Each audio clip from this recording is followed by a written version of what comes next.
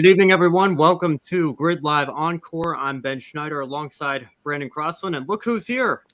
Motorsport journalist Joshua Birch from Grid Live, pre-race Grid Live wrap-up, his own YouTube channel, among other things. Josh, how are you doing? I'm doing very well, thank you. And welcome, I think, to what is, as I said before we came on here, the first show to take part in both February over in your end and March over here in the UK. Let me tell you something, March is no more or less as miserable as it was in February. So let's get on with what is going to be a great show. Yeah, I don't want to keep you too late here because I know it's even morning time for you over there already. So I appreciate you being here. We've got a bit of a lighter weekend for us, only two series that we cover here in action this weekend. An underdog win in Xfinity in some ways, others perhaps not really, but we'll get to that eventually.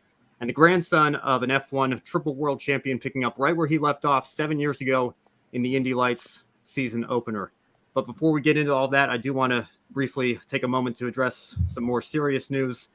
First, I want to acknowledge the passing of six-time open-wheel racing winner Danny Ongais. Ongais died on Saturday, February 26th, though the news was not revealed until earlier today.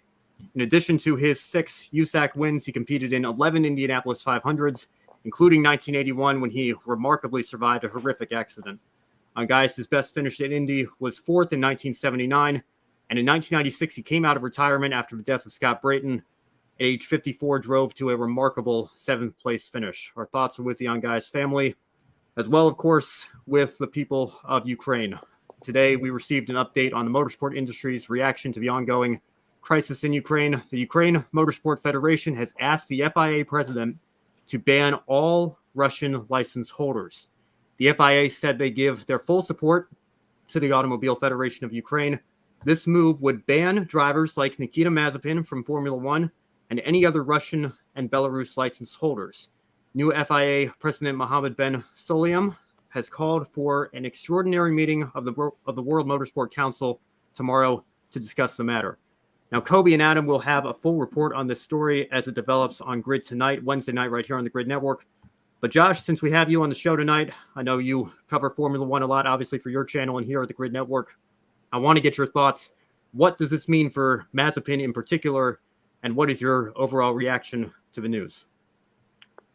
Shock. Absolute complete shock. It's very, very disturbing that in this day and age there is the possibility of a world war. It's horrific what's happening. And of course, my thoughts and prayers go out to the people of Ukraine as well, who are doing a fantastic job of fighting for freedom and democracy. I mean, you wake up and just every day, this extraordinary crisis is just getting that little bit more resolved. I mean, I'm slightly worried that we're cornering what is a madman in many respects, but hopefully it's going to be a peaceful outcome, and hopefully this, what seems to be the brink of war, by the end of the year will only seem a small blotch.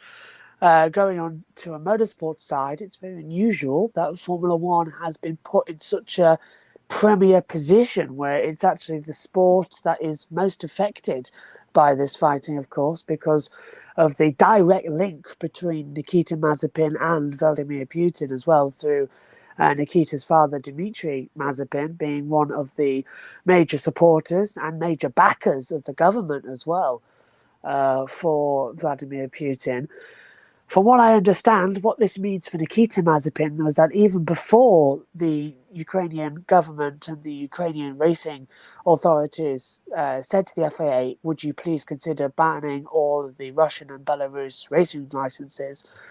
And they've also done this as well across from FIFA and football, where earlier on today it was announced that the FA and FIFA and UEFA have all banned Russian players as well from competing. I'm expecting tomorrow in this exceptional meeting of the World Motorsport Council, they're not going to discuss anything else. That meeting will still happen on the 18th of March, where they discuss the new rules for every series. Tomorrow, the sole topic is Russia.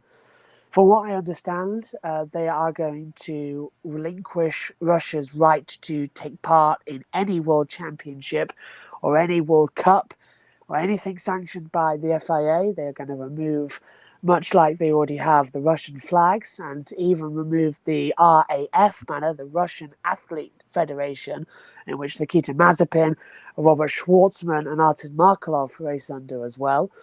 They're going to give the drivers, from what I understand, a chance to race under a different racing license if they can get one. A bit similar how we see Ed Jones, who was in IndyCar. I think he's now moved over to NASCAR. He races under the Dubai racing flag with the Dubai racing license, despite being British. For that could solve the problems of Robert Schwartzman and Artem Markelov and all the other Russian drivers that we've got coming up through the order as well. The problem of Nikita Mazepin has been numerous over the past couple of days as well.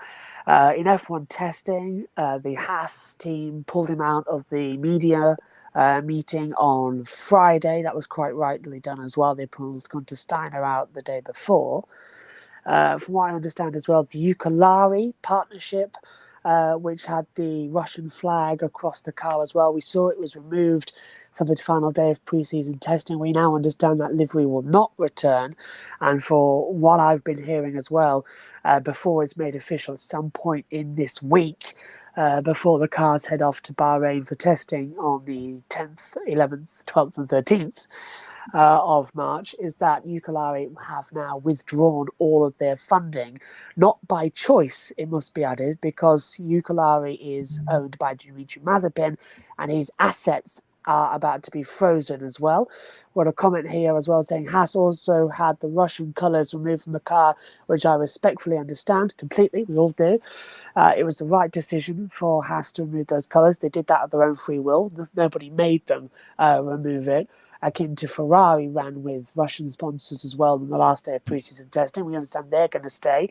The main focus is on Ukulele being such a major investor in Haas F1, owning 20.1% of the team, and also paying for their driver Nikita Mazepin.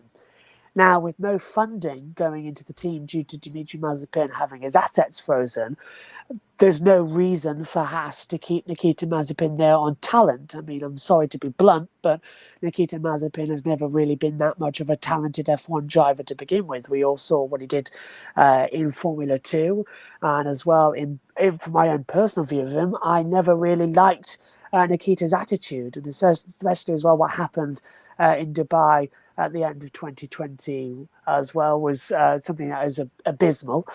One thing I will say to him as well, that he has accepted that he needs to change. He's accepted for that the responsibility he has as a person, not just a Formula One driver, and he does do amazing work with the charity for young children as well who have disabilities. Nikita is changing, but this is a different time. This is him being seen in many eyes as a war profiteer. Because of him paying for a seat in Formula One, where his money is coming from that of profiting from war, and that is a very tricky situation. Another comment coming through saying, I know Mazepin is not a popular driver, but for him to potentially lose his seat because of this Ukraine issue, that's hard to hear, and in some regard I can feel for him. I can completely understand.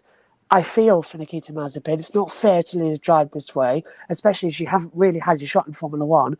But I completely understand why it's come about, because this is a direct link to Vladimir Putin. It's not a obscure one. His father is practically best friends with the president of Russia. It's a despicable situation of what is happening as well.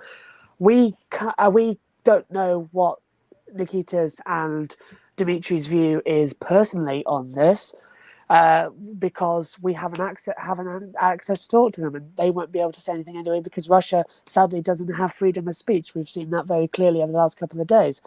So we're going off what we know, and the facts are it's very bad PR for Haas to have a Russian F1 driver with a direct link to a war criminal now as well, and to have funding from a team that is currently funding part of this invasion. And it's not great news at all. So for Mazepin, it's probably the end of his Formula One career, probably the end of his racing career, sadly, as well. For Haas, we understand they will continue.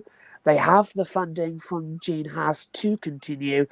And this entire situation is just another sorry saga in the Haas storyline after Rich Energy losing the team as well. The two drivers crashing together in 2020, and now this situation as well. Tom Dillon says as well, I don't think it's fair at all. Mazepin might be different because of his father, but the Russian citizens are not at fault for this war and shouldn't be punished like this. I completely agree here. This is, as I say, and even the president of America and the Prime Minister in the UK have said, this is not the war of the Russian people. This is the war of one man deciding he wants to make his own history. So it's a very, very strange time. And everybody is getting caught in the crossfire. And it's going to leave a mark on the world. It's going to leave a mark on Formula One for a very, very long time.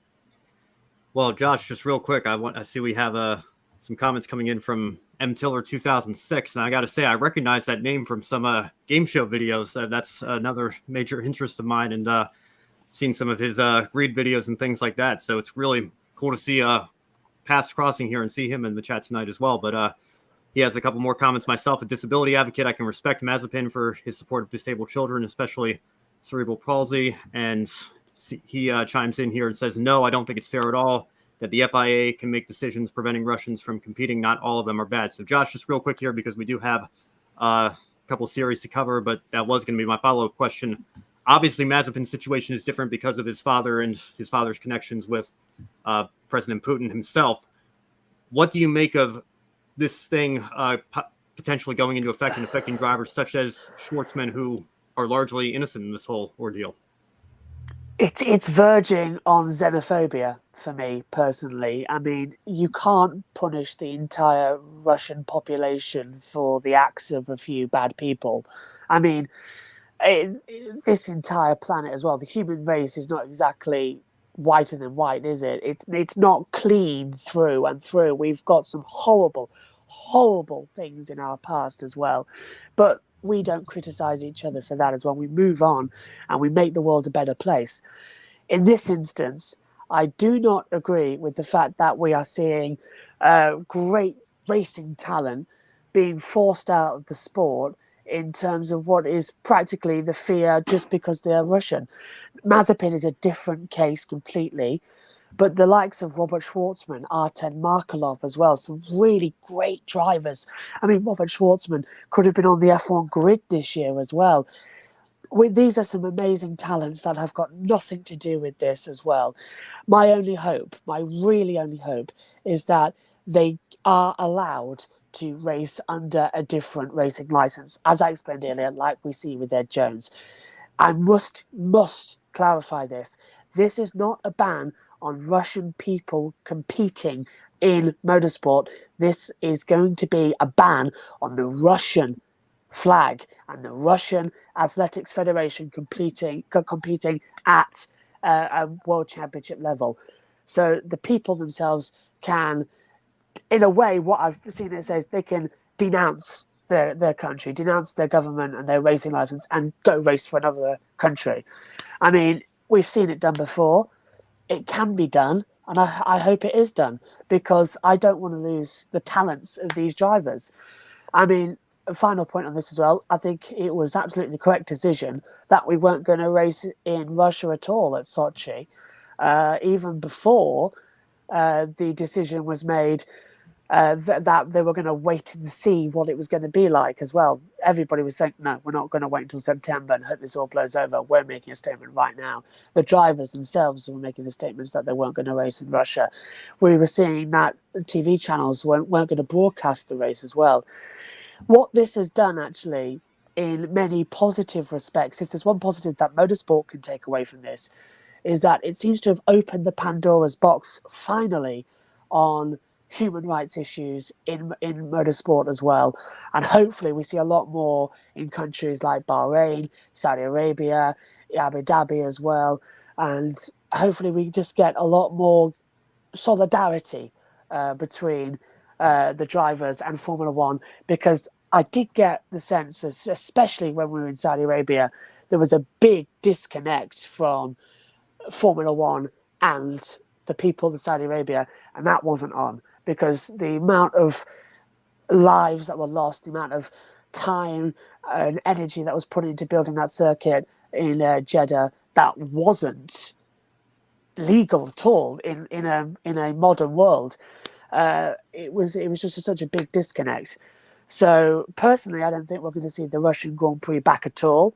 I'm sad in a way that we're not going to see Sochi for one last time, because finally that racetrack was good last year. I think 2021 was a great Grand Prix, but it's under the right circumstances that we don't race there. It's under the right situations that we probably will never go back. And I'm just hoping as well that we get to keep the drivers as well that have talent, i.e. Robert Schwarzer and Artem Markelov, and so many more that have come through as well. Sergei Sorokin, Petrov as well. So many great talents. I hope we still get to see them around under a different license. All amazing points there. And I think, Josh, you're absolutely right. We cannot judge members of the general public who come from Russia, who want nothing to do with this war themselves, based on what the leadership of the country is doing. So certainly our thoughts and prayers and best wishes to everybody, not just in Ukraine, but in Russia as well, who are fighting back against what their government is doing at this moment. And of course, as this continues to affect the motorsport world, we'll continue to provide further updates as they develop and as they become available. Now, getting into the action of this past weekend, let's start with the INDY Lights season opener at St. Petersburg. Hunter McElroy started on pole position, and his Andretti teammate Christian Rasmussen went from 5th to 2nd on the opening lap. McElroy led the first 11 laps from a lead, but fell out of contention when he crashed on the front stretch, coming to complete lap 12, and this handed the lead over to his teammate Rasmussen, who looked like he was coasting home to the win until he ran out of fuel with 2 laps to go. So, Brandon, I'll start with you here on this one. Matthew Brabham did take the win home for Andretti Autosport, but how bittersweet is this, knowing that they had a shot at sweeping the top 3 and they come away with only one driver on the podium? Yeah, it's pretty sad for Andretti Autosport at St. Pete over the weekend. You could see the disappointment in Michael Andretti's face from the pit box, the paddock, but I think there's going to be plenty of more opportunities for the Andretti Autosport crew this season in Indy Lights. There's no reason to hang their head after the first race weekend of the season. And also, I'm really looking forward to the Andretti Global F1 team, with that being in the news in the works for 2024, complete with F2 and F3 entries. I think we know every Andretti Autosport driver between now and then is going to be closely observed, and they're probably chomping at the bit to have spots alongside Colton Herta. So this is going to be an interesting team to watch for sure, not just at the Indy Lights level, but across open wheel racing. And but also, I think if it wasn't going to be Brabham, I think one of the we should have counted on one of the Andretti Autosport drivers winning at St. Pete anyway. It was basically all Hunter McElroy, excuse me. But I think we certainly should have thought it was going to be Andretti Autosport. I mean, they are the class of the field, and really nothing for them to hang their head about just because they didn't get the full podium sweep.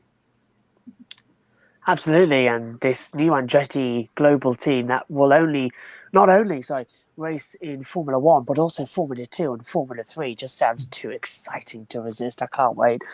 Bittersweet, definitely. I'm reminded of a song, Bittersweet Symphony, as well, that here in the UK kicks off the England games on ITV as well. So it's always exciting hearing that.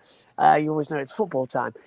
But going into this one as well, first of all, congratulations for Matthew Brabham as well. 8 years after his last INDY Lights win, to come back in after so many seasons away as well. And to practically, yes, luckily get a race win was absolutely fantastic and a dream restart for him. He even admitted in the post-race interview as well that it was all Rasmussen's that race as well. Even on the push to pass as well, Brabham couldn't get close to him as well. And of course, for Rasmussen as well, heartbreaking, absolutely heartbreaking.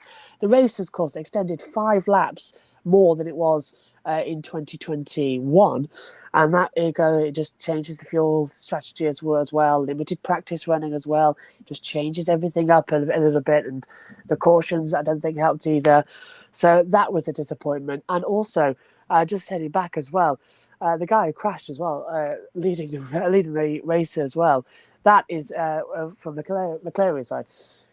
That is honestly going to stay with him for a long, long time. You're leading the race, and then you fall back into second place, and then bang into the wall. Just not good at all. But they had a shot at sweeping the podium. Andretti is always the class of the Indy Lights as well. They're always quite up there. They're always in the top 3 positions, even the top 4 positions. I think this is the first of many podiums they're going to see this year. Don't expect Matthew Brabham just now to quietly slip back. He's an incredible driver. We've seen it not only in Indy Lights, but across all the other series he's done. He's always consistent. He'll be right up there. I'm looking forward to seeing what's going to happen next. And also, how brilliant is it for Indy Lights to now be officially tied in with IndyCar properly? That's it just great makes news more as well. sense. Yeah, absolutely. First of all, got another comment from M. Tiller 2006. I think your name is Matthew. I apologize. It's been a few years, but forgive me if I got that wrong. But thank you. Appreciate your videos as well. Never seen Igor drive, nor have I heard of it, but considering that may be an option, I'd like to see it have a chance before we make an official call. And of course, the whole situation with the Russian Grand Prix is still up in the air. We'll continue to monitor that. And our own Joe Samaniego, this might be a nice segue for us. Ernie Francis Jr. finished 7th at St. Petersburg. What would be a good result for Ernie this year? Josh, I guess I'll go to you first. Finishing the races, gaining laps, or does he even have the potential to compete for some wins? We saw how well he did in SRX this past summer. Every driver that's in this field as well has a chance of getting race victories. It's why they're there as well. It's such a close field as well. I reckon this season as well, it'll be mainly getting laps, getting the experience up there as well. But definitely, as we see here on the official results, like P7 in the previous race as well, that's an incredible starting blocker as well, on a difficult track. We saw in the main IndyCar race as well how difficult overtaking was as well. So don't really count that as a good Grand Prix result. I'm expecting this one. Let's just get some laps onto the board, see where we are by the time we reach halfway in the season, and then really go for it. Attack the last half of the season and really, really push, so that you go into the second season like, yes, I've got it. This is my time. You can almost sense it. You can feel you've got one hand on the title before you even begin. So let's get some laps, and if you can get a win, just take it, because winning, the best mentality for improving. Brandon, you were very impressed, I think, with Ernie Francis Jr. this past summer and what he did in the SRX series. And I was actually at the K&N East race in New Jersey Motorsports Park in 2018 when he sat on pole. What are your expectations for Francis this season? Yeah, really impressed, like you said, from SRX for the inaugural season. But yeah, it's one thing moving from full body car to single seater. But yeah, I think the main goal for Ernie Francis Jr. and Force Indy is track time, getting all those laps in and finishing the races all season long. I think top 5 is easily attainable if they do just that. And but yeah, like Joshua alluded to, I mean, Indy Lights is full of surprises and mishaps, and I think there's no doubting that he is possible to grab a podium or two, or maybe even a win if the opportunity presents itself.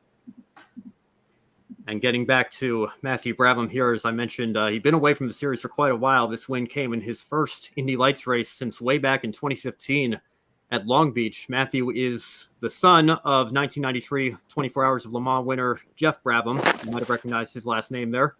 And the grandson of 3-time Formula One world champion Jack Brabham. Brabham competed in the Indianapolis 500 in 2016 and has competed full-time in Stadium Super Trucks, never finishing lower than second in the championship standings since going full-time in that series in 2016. So, Brandon, we will start with you this time. I see we've got a comment. Brabham was linked with Le Mans, wasn't he? I'm not sure if Tom's referring to Jeff or Matthew there. Must confess, I'm not sure what Matthew's status at Le Mans has been, but I think he's done some sports car racing as well.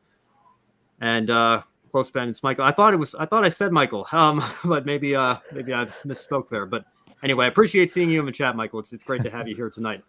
Oh boy, we got a very active chat here tonight. Let's see, Joe. Hey, Joe. Last year, David versus Kyle for the championship was a lot of fun. Looking forward to the Indy Lights season. I think we all are, and can agree with that. Brandon, let's get back to the script here. There's a lot to juggle here as all those comments are coming in. How big of a momentum boost is this for Matthew Brabham to win on his very first race back and to do so in a surprising fashion as well? It's impressive, Ben. I think it's a great shot in the arm for sure for Matthew Brabham. And as George Lucas would say, it kind of rhymes. It's kind of like poetry. It kind of rhymes with Trevor Bayne almost, which we're going to talk about later in tonight's broadcast. But you look at Matthew Brabham, 2012 USF 2000 champion, 2013 Indy Pro 2000 champion. So you could see that the momentum was starting to build. And of course, you know, like all other famous last names in motorsports, it carries a lot of weight to it, a lot of burden. I think he's carried that quite well. And it's great to see him back in Indy Lights. And I think right now we can say that his strength possibly lies in street circuits, with his other win being at Long Beach, like we just mentioned. But St. Pete getting the W, it looks good for the other street circuits on the calendar. And looking forward to seeing him at Detroit and Long Beach. It seems clear that he's gaining some momentum, and I'd like to see him back in another Indy 500. Absolutely. I remember calling that race in 2016 as well. It's the first IndyCar race I'd covered. And to see the Brabham in there as well was a great name to watch. Jeff Brabham as well mentioned at Le Mans this year the company wanting to enter Le Mans in the future. So I assume that's an opportunity for Matthew to race? Absolutely as well. David, yeah. All the Brabhams confuse me. I didn't want Jeff Brabham. It's David Brabham as well. All the Brabhams just get completely thrown in together, don't they? I even remember, wasn't it Bernie Eccleston was rumoured to be bringing Brabham back to Formula One? It was David Brabham who then said, no, Bernie, I own that name and I own the team. You're going to have to pay me a lot of money if you want that. Instead, Bernie decided not to bring a team back to Formula One, and instead, with Fabiana, set up a coffee shop in Brazil, in Sao Paulo. So that's what the old man's up to these days. I think this is a big ego boost for Matthew Brabham, as you say. You were reading those stats out, Ben, as well, how he's never been outside the top 2 in the series he's been doing while he's been away. That's incredibly good to keep your mind and your eyes focused on racing as well and going for the racing gaps. I think this year is just a filler year. I would not be surprised at all if by second half of the IndyCar season, nearly towards the end, there won't be one team that'll go, Let's give Matthew a try. Let's get him in a car. A bit like we saw last year with Callum Ilott when he made his debut at Portland, and now he's in for the full season. He's such a great talent, and I'm such a shame that actually he hasn't been in Formula One. Hopefully that might change depending on what's happening in the drivers' market. But he's a really great talent. He's a really, really good racer, and I can't wait to see him finally up in Premier Class racing, be it that IndyCar, Formula One as well. He had a shot in Formula E, I think he raced a couple of years ago. I can't remember if that was season 1 or season 2. My memory seems to be telling me he might have been teammates with Jacques Villeneuve in season 2, but that might be wrong. It's such a long time ago. But to win on your first race back, yes, it was an unusual way. Yes, it's not really a victory because Rasmussen was so fast ahead of him. It's still a win's a win, a pot's a pot for your mountain piece, and that's just a big ego boost. And the Brabham name back at the top of motorsport, no matter what it is, just the way we like it. Well, there's certainly a lot of drivers, not just in Indy Lights, but in the IndyCar series as well, that I think certainly have a talent for Formula One. Of course, talent is only part of the battle when you try to get a seat in that series. So, I'm pulling for Colton Herta with this Andretti Global team. Yes, nice to get already looking forward to it. Nice to get an American back on the grid, and I think Colton, certainly at his age as well, it's a golden opportunity for him, but maybe Matthew Brabham as well. Who knows what the future holds for him, and I think it's only looking brighter after this weekend. Josh, thanks again for coming on tonight. I know it's early in the morning for you over there, so we will let you go and get some rest, but before you do, I want to give you the opportunity when you think of Indy Lights this past weekend, or I don't know how closely you follow the Xfinity race as well. I'll give that option to you as well. But what is your one shining moment from these 2 races this past weekend? Sadly, I haven't actually seen the Xfinity race just yet as well, because I was actually out on Saturday, but I did manage to catch the Indy Lights race. And my one shining moment does come for of course, what we've been talking about through this, and that is for Matthew Brabham as well. He's my one shining moment, not because it's the easy pick, because it's actually a very good, a good feeling story. I can't think of anything else to say about it, but to come back into a series that you were in so long ago and to win on your first weekend as well and to have so much pouring of emotion as well. And you heard of the team as well saying, you did great, buddy, you did great all throughout that race as well. It was fantastic. Secondary moment, because I wasn't on the main grid wrap-up show last night due to technical issues, I want to say a big well done to Scott McLaughlin for taking his first win. Yesterday, I was calling the race. Didn't feel like I was on my A game in that race, though, thanks to those tech issues. But as he came across the line as well, I could hear the big scream that he gave down for the team as well. That was brilliant. So a very good weekend for IndyCar. And yeah, you're right. It is late. It's 1:30 in the morning on March the 1st. But I can smell somebody outside my window. I think he's cooking pasties. So I don't know if it's next door doing the late night run. But all I can smell is a meat pasty.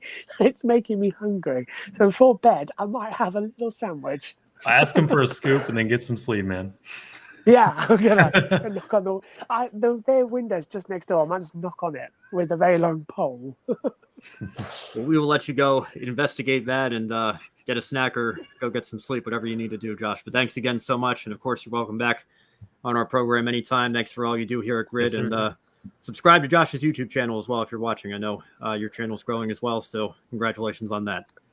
Thank you very much. It's been a pleasure. Hopefully we can do another one of these together when F2 and F3 kicks off in a couple of weeks. And have a great rest of the show. And I'll see you next time with when I think I'm on. It's MotoGP time, so that's going to be fun. Thanks, guys. Have a great one. Thanks again, Josh. All right, so let's get into the Xfinity Series recap. You and me, Brandon.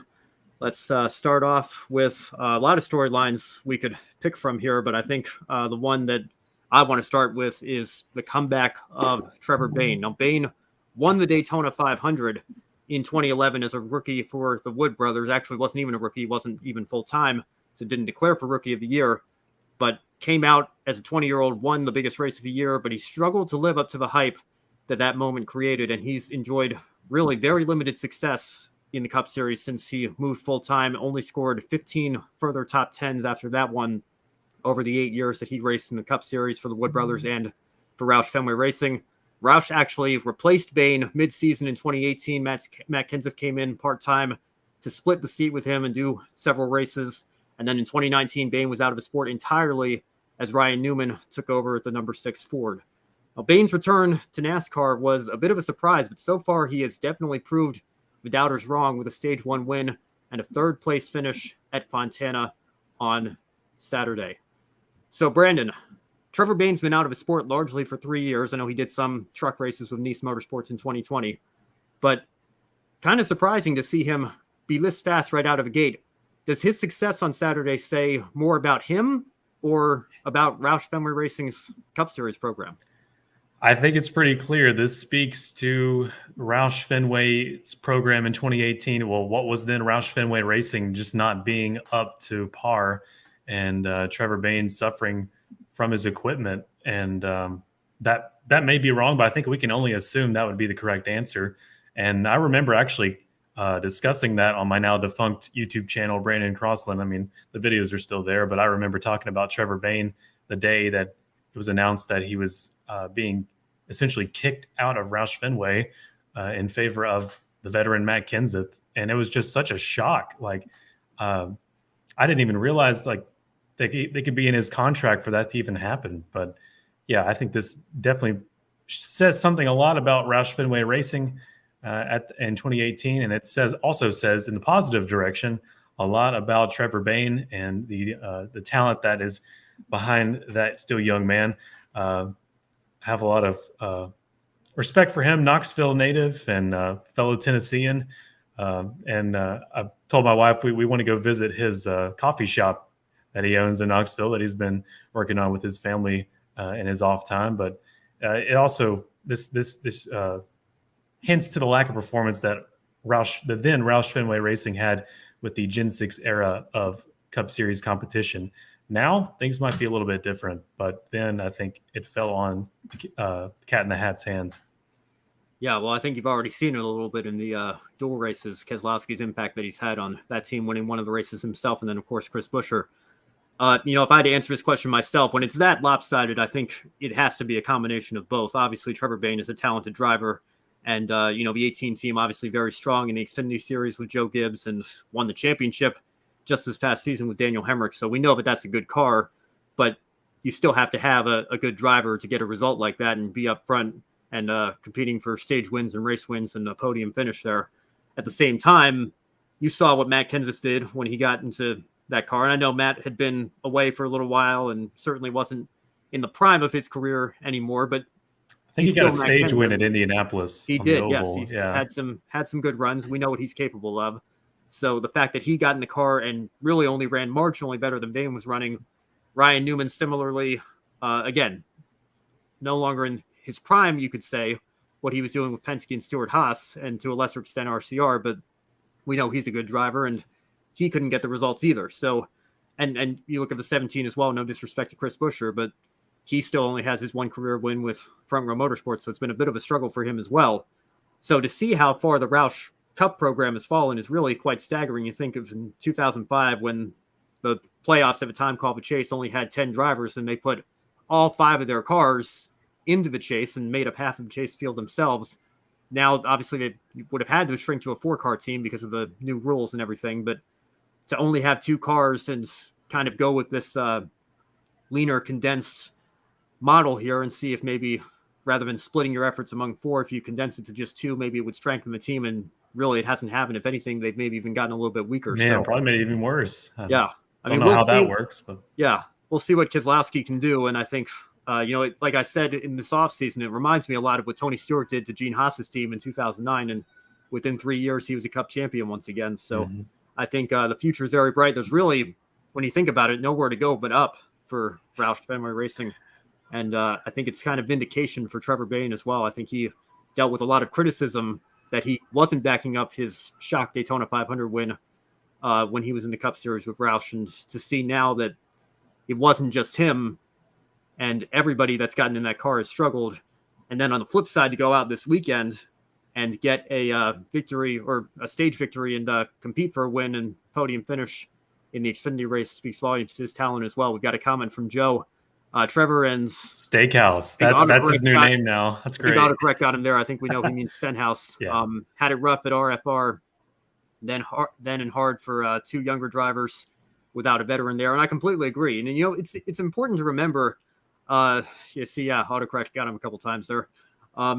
It's important to remember that Stenhouse, won back-to-back Xfinity championships. So, he's had some decent runs with JTG as well. Again, they're more of a mid-pack team, but I think we're starting to see that, there's more and more evidence. It really wasn't the struggles of the Roush drivers entirely. You had a major step back in performance from the Roush team as a whole.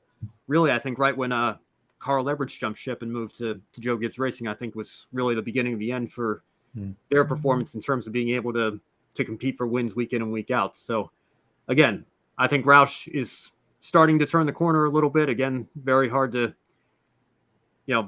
regress. That's the word I'm looking for, from where they are at this moment.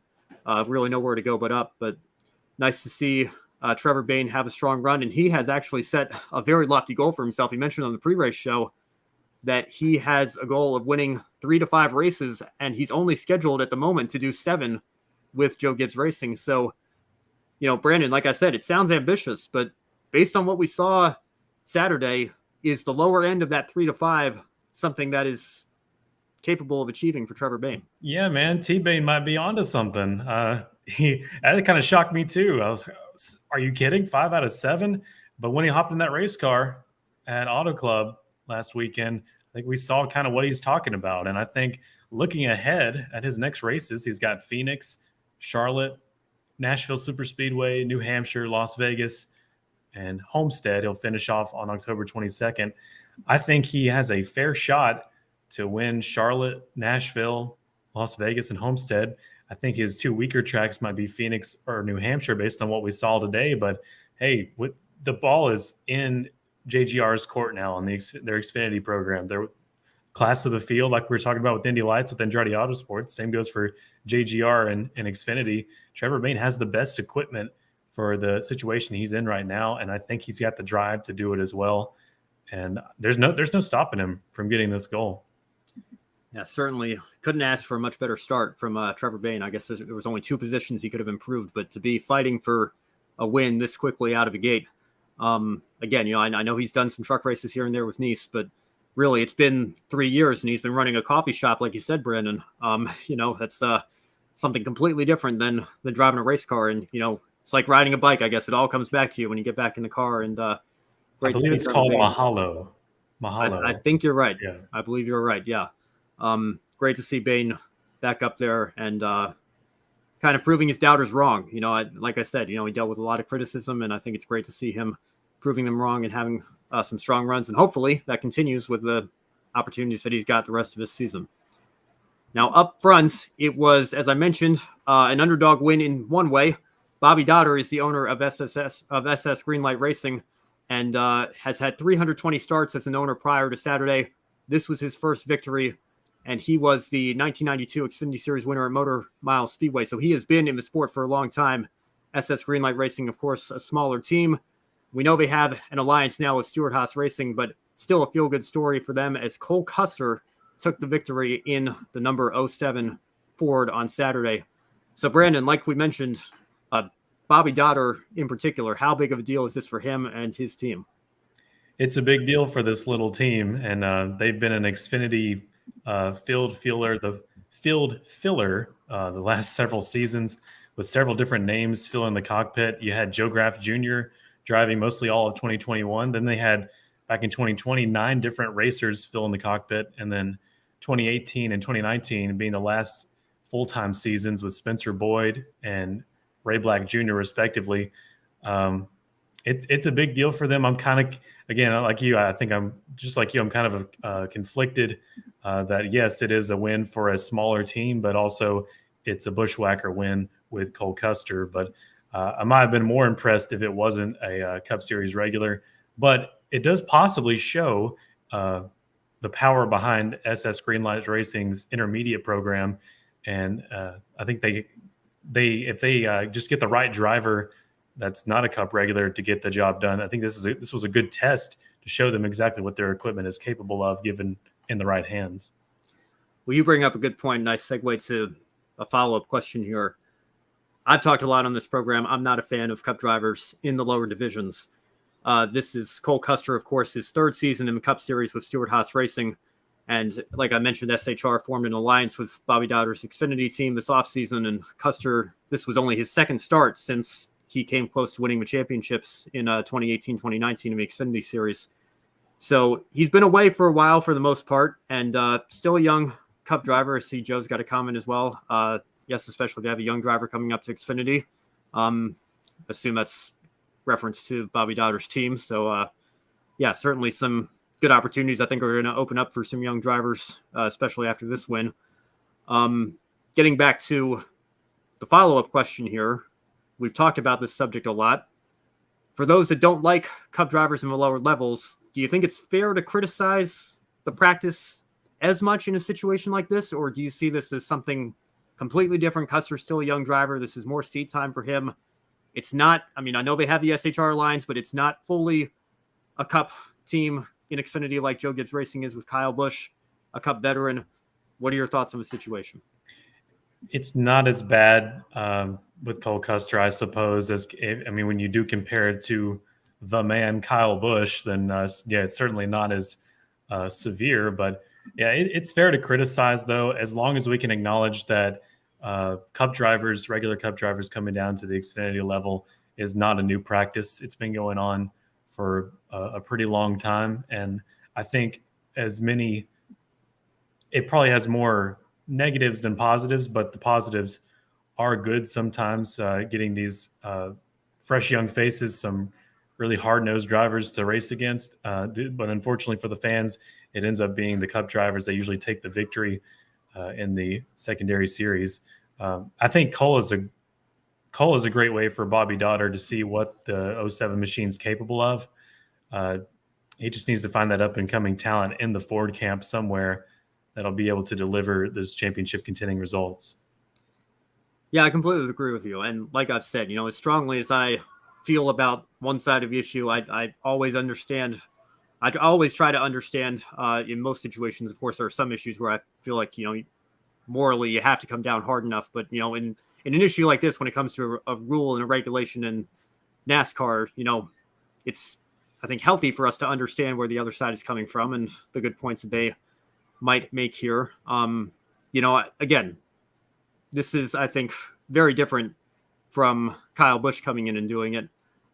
Custer only in his third year in the Cup Series, and certainly not yet a superstar of our sport, mainstream name, although he does have the one Cup win at Kentucky.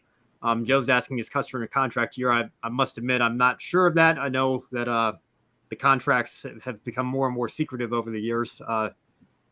These days with what we've seen, I think a lot of drivers are on a year-to-year basis. There's Michael again. I'm not sure if I can properly respond to that question, but if I think I heard that right, I think it's important these young drivers get driving time and get a little experience. And I guess that's the counter argument as well. When it's somebody like Custer, if it's still learning and still very young in his career path, this is a good opportunity for him maybe to log some extra laps. And, I think it hasn't been that helpful in recent years because of the Cup Series package that we did have before this season with the next gen car being so radically different. I think it has helped drivers in the past, maybe not as much these days, but it is an argument that people can bring up and say, for somebody like Custer, this can be a good thing to get more seat time. Whereas you take a situation where Kyle Busch is doing a Cup veteran with a Cup team, and oftentimes these days being the only one that's doing it. He won all 5 of his races last year, went for a 100% win rate. And I think that, as much as I criticize the rule in practice, it's hard to complain too much when you see a team like SS Greenlight Racing celebrating their first ever win, and it's a young driver like Cole Custer rather than Kyle Busch celebrating his 102nd win with Joe Gibbs Racing. Here's an idea, Ben, and I'm sure it's not the first time somebody's thought of this, but what if we cut it off for Xfinity? You cannot even compete if you have won a Cup Series championship. I understand. And again, I'm trying to think. You're saying a Cup Series championship. Is that correct? That's correct. Yeah. Okay. Because I know the rule over in Europe with the Formula ladder, and this is the situation that Oscar Piastri finds himself in now. He just won the F2 championship. And because of how competitive the market is for Formula One drivers, there are limited seat opportunities. He's the defending F2 champion, except that term is kind of an oxymoron. You can't defend your F2 championship because it's assumed that when you win that championship, you are ready for Formula One. So why are you taking up a seat trying to win a championship you've already won when you should be in Formula One? You have a talent to prove that you belong in Formula One. And you run into trouble with that. And Piastri now this season has had to settle for a reserve driver role with Alpine. Stoffel Van Dorn, I think, had to wait a year. He got an opportunity to fill in for Fernando Alonso, but there was no full-time drive for him. Pierre Gasly, when he won his championship, had to do a year of Super Formula. So it's not a perfect situation over there. And when you look at it in NASCAR here, Tyler Reddick stayed an extra year and doubled down on his championship. Stenhouse stayed an extra year, doubled down on his championship. Chase Elliott stayed an extra year, couldn't go back-to-back, but I think that only further prepared him for his full-time debut in 2016. I know he did a handful of races in 2015, but I think it can be good if you win an Xfinity championship to stay a couple more years and get that experience. But in terms of a Cup championship, I think absolutely. If you win a Cup championship, you've done the absolute pinnacle. You've won the pinnacle prize in the top echelon of stock car racing in the United States, and I think that is that's something to be very proud of, and proves your talent to any doubters you may have had remaining. Kobe's here in our in-show chat saying another year in Xfinity helped Austin Cindric as well. That's true as well. He came half a lap away from doubling down in his championship.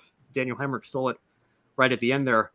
I think the Cup championship, if you win that, that maybe is a good point to say, okay, maybe no more Xfinity Series racing.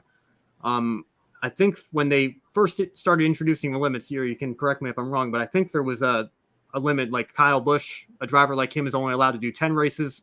But if you've only been in Cup for 5 years or less, the limit doesn't apply to you. So we still saw guys like Austin Dillon and Kyle Larson were in their 4th years at that point. So they were free to run as many races as they want to. Does that sound right? I think you got it. Yeah. Yeah. So, again, I think Cole Custer is now in that age range. This is his 3rd year in the Xfinity Series. I think it's a completely different situation from Kyle Busch, who has nothing left to prove. He's a 2-time Cup champion, 102 wins in Xfinity Series. Joe's in the chat here saying, in my opinion, I believe staying in Xfinity and trucks one more year to defend the championship is okay, especially if no ride is available in the Cup Series. And I completely agree with that. And you can also throw it back around to Daniel Suarez. Suarez, of course, won the championship in 2016 and was expecting to come back and defend his championship. And then you have Carl Edwards kind of pull a Nico Rosberg and say he was done with Cup racing and done with NASCAR and stepping away very unexpectedly. And so who was the logical driver that Joe Gibbs turned to? They turned to their defending Xfinity Series champion. Adam, completely agree with you. Great to see Cole Custer in victory lane for Bobby Dotter. Really cool story. Absolutely. Getting back to Suarez, I think he was kind of thrown into the Cup Series a little bit sooner than he wanted to. I think it would have been beneficial for him to maybe stay another year and continue to hone his skills there because, the Cup Series is just a different beast. He paid the price for it too, coming in too early. But it was just out of circumstance, is all it was. No fault to Suarez.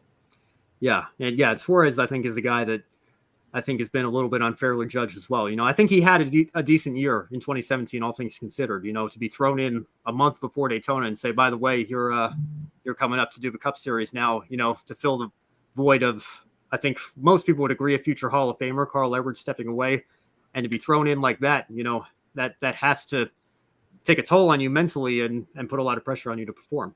And he almost won that race Sunday, by the way.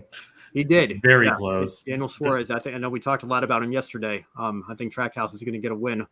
But certainly between their two drivers, Ross Chastain was looking strong as well before his spin. So, but not the show for that. I just wanted to bring it up really quickly. Yeah, no, absolutely. Absolutely. It's great to be going back and forth with you and have a little bit more conversational style here than we have on our other shows. But, sure. Yeah. I guess we got time for one final question here. It's crazy. We're coming up on an hour already. Time certainly flies here when you get into it. Yeah. I brought this up on my channel last weekend. I want to talk a little bit more about overtime because the overtime rules gave Custer several, I don't even want to call them opportunities. I mean, they were obligations, I think is a better word, to defend his lead. And, certainly it would have been the most deserving winner of the race. I'm glad he did end up winning the race. But the second overtime attempt in particular, we had a spin from Brandon Jones, and he hit, it was a perfect storm of events that led to him hitting right on the attenuator at the entrance of pit road. And the barrels did their job, and Brandon Jones was okay, and thank goodness for that. That's the most important thing. But it caused a lot of cleanup that needed to be done, and it happened right before, again, similar to the Truck Series last week at Daytona, right before the leaders were about to take the white flag. And now we have a 30-minute red flag at cleanup just to do a third overtime attempt. And Brandon, I mentioned this in my video. There's the infamous truck race at Gateway in 2004, where it was the last time we thought we were going to see multiple attempts at a green white checker because they were introducing a rule that across all three series they were going to have it, but we're only going to allow one attempt.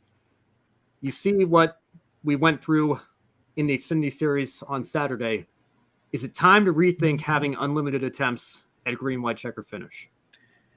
Yeah, I think so. And I can't speak too much for the circumstances at the end of this past race at Auto Club because I was not there for the final few laps, but I did catch the highlights and saw Brandon Jones go into the sand. I call them the sand bins because it was just a horrible mess. I think the only good thing about all those overtimes is it got us one of those beautiful California sunsets for the thumbnail of this video. But I know a lot of folks that love to disagree with me on this, but here it is.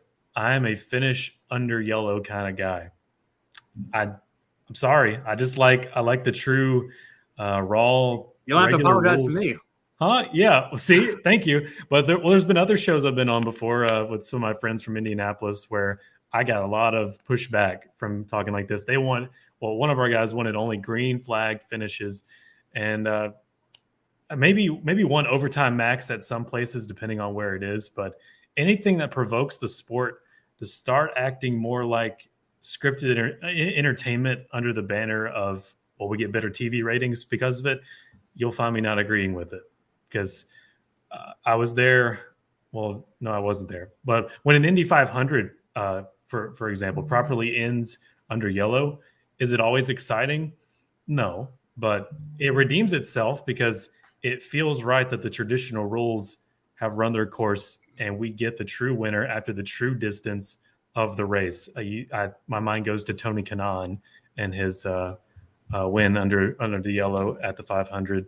And several other instances of yellow flag finishes, the race ending it under yellow. Another one that comes to mind is Talladega, I think 2004 in the Cup Series with Junior and Gordon.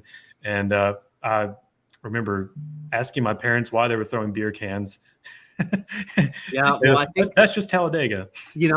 My video made its way to Reddit, and I got to tell you, I know YouTube's removed the public dislike count. It was at 12-0, and then it got posted to Reddit. It was very quickly 13-8. So Reddit killed you.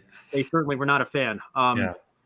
Michael, finish under yellow. I understand that opinion, but respectfully disagree. I firmly believe it would be unfair to finish a race under a safety car or pace car. Again, it's one of those situations. I understand the argument. It is certainly more entertaining from a fan's perspective. But my counter to that would be, what is the Daytona 500 called? What does that number at the end of the race name mean? What Indianapolis 500? What does that number mean? It's not an arbitrary thing. It's 500 miles, and I like I was saying, it depends a lot on the winner of the race, I think, because Brandon, you brought up 2013. The Indianapolis 500 ends at 500 miles. It's not the Indianapolis, but J.R. Hildebrand can tell you it's not the Indianapolis 499. Otherwise, he'd be on the Borg Warner Trophy. It's not the Indianapolis 505. There's no overtime period. I don't think anybody was complaining when one of the most popular drivers in IndyCar finally got his Indianapolis 500 win. Yeah, it's pure. It's a scheduled distance. Yeah, but then you bring up Talladega 2004, and you're in the heart of Junior Nation, and Jeff Gordon, certainly not the most popular driver at the height of his wins and championships.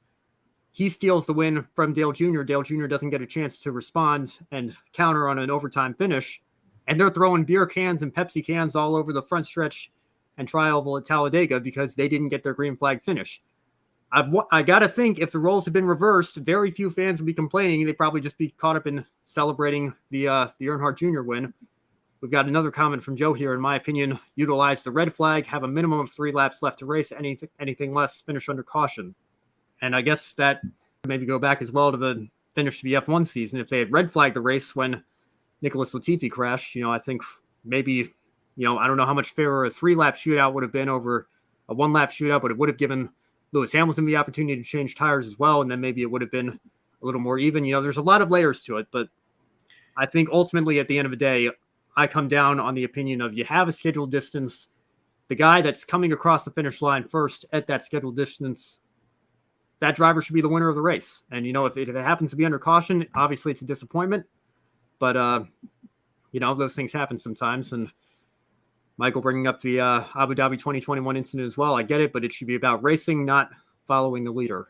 And Brandon, I'll give you a chance to respond one more time, and then we'll close the show out.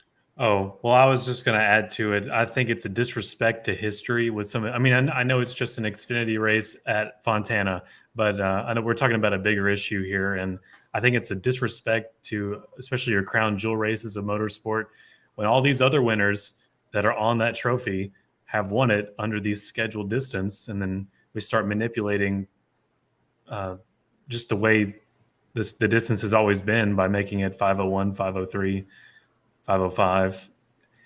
But that's also a nitpick. I think it's just there's a firm line in the sand drawn between motorsport fans who are in it or truly in it for entertainment, or they're truly in it for sport. We wouldn't expect anything different from soccer or sorry, Joshua, football or football, the real football, or the American football will be fair to American gridiron football. If they decided to give the kicker another shot if he misses, or if I don't know. Well, that's the thing. I mean, it's tough to make a comparison because overtime in those sports is necessary. Sometimes you have to break a tie. There's only two opponents. And you look at baseball with like the designated hitter as well, the whole designated hitter issue with both national leagues, National and American League. But. Well, Michael, I don't think anybody can argue that. And I want to thank you for being unlike some of the comments I got from YouTube and Reddit.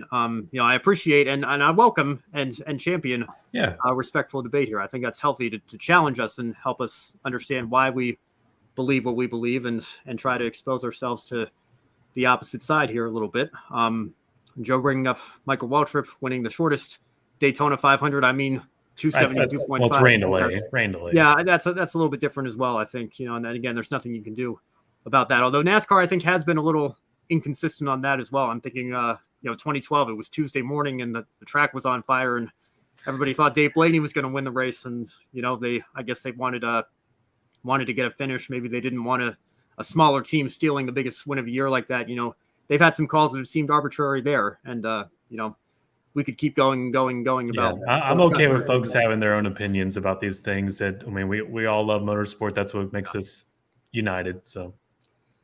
Yeah, well, we are over an hour here, so I will wrap it up again. I think we could keep going here, but Brandon, one final question here. Thank you again, Michael. What was your one shining moment, taking it from Indy Lights and Xfinity? Combine those two this weekend. What's the one thing that stood out to you? Man, do I really have to pit Trevor Bayne and Matt Brabham up against each other? If you're going to force me to do that, it's got to be Trevor Bayne. And he didn't win the race, but I'm really looking forward to Trevor Bayne and what he can do this season and try to reprove himself with different equipment. I think that's the shining moment of this whole weekend for what we're covering. Well, I think the three that stood out to me were the one that Josh picked, obviously Matthew Brabham, the one you picked as well, Trevor Bayne and his comeback. So I'm going to take the one that nobody else chose, and I'll say Bobby Dotter and his race team finally getting that win. And again, I know I'm not a huge fan of Cup drivers in the Xfinity Series, but I got to tell you, I think this one's a little bit different when you consider the team circumstances. And Cole Custer as well, a young driver, certainly not a veteran like Kyle Busch, who's accomplished that much, not just in the Cup Series, but in the Xfinity Series as well. So for him to have the opportunity to come back and give Bobby Dotter's team a win is very, very special. And, I'm certainly enjoyed seeing that on Saturday. Yeah. So as we close out here, be sure to subscribe to the Grid Network right here on YouTube. Follow us on all of our social media platforms, Twitter, Facebook, Instagram, TikTok. We've got them all. Take 5 minutes after the show and consider becoming a patron on Patreon. And thank you, of course, to Colin, Deshelle, Mark, and Robin, those that have already invested. Also, you can buy me a coffee. And thanks again to Edward, Amber, and Zachary. Our one-time donation option allows you to buy a coffee for your favorite on-air talent, and any amount will help us continue to grow our motorsports media outlet. Don't forget to visit public.com, the stock market social media home. The referral code GRIDnet in the link below gives you $5 to invest. Public.com allows you to connect with your friends, make new friends, and use tools to learn how to invest in the stock market. Wednesday, we have Grid Tonight, as always, with Adam and Kobe. Of course, we continue to monitor and send our best thoughts to the situation going on in Ukraine right now. Thursday, Joe and Daniel will host their Women in Motorsports program. Grid Live pre-race is back on Saturday. Of course, Grid Live wrap-up on Sunday. And finally, we will see you right here next Monday night for another episode of Grid Live Encore. Xfinity and Trucks will be at Las Vegas. ARCA is off. They're off for a while. Of course, the West season getting ready to start up at Phoenix, a combo race of the ARCA Series. East is off for a little while longer as well. And we'll continue to monitor the Indy Lights and Formula 2, Formula 3 seasons as they get started. But for now, for Brandon Crosslin, Joshua Birch, I'm Ben Schneider.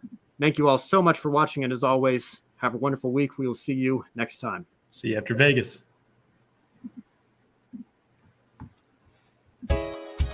Don't be an anonymous investor. Join the stock market social media platform, public.com. Invest any amount of money and share with friends and new friends. Discover new opportunities, such as new companies and potential business partners. and useful tools for beginners and share your experience with friends on public.com. Link in the video description gets you $5 for being a Grid Network viewer. Use the referral code GRIDnet for your free $5 to invest and start investing and networking on public.com.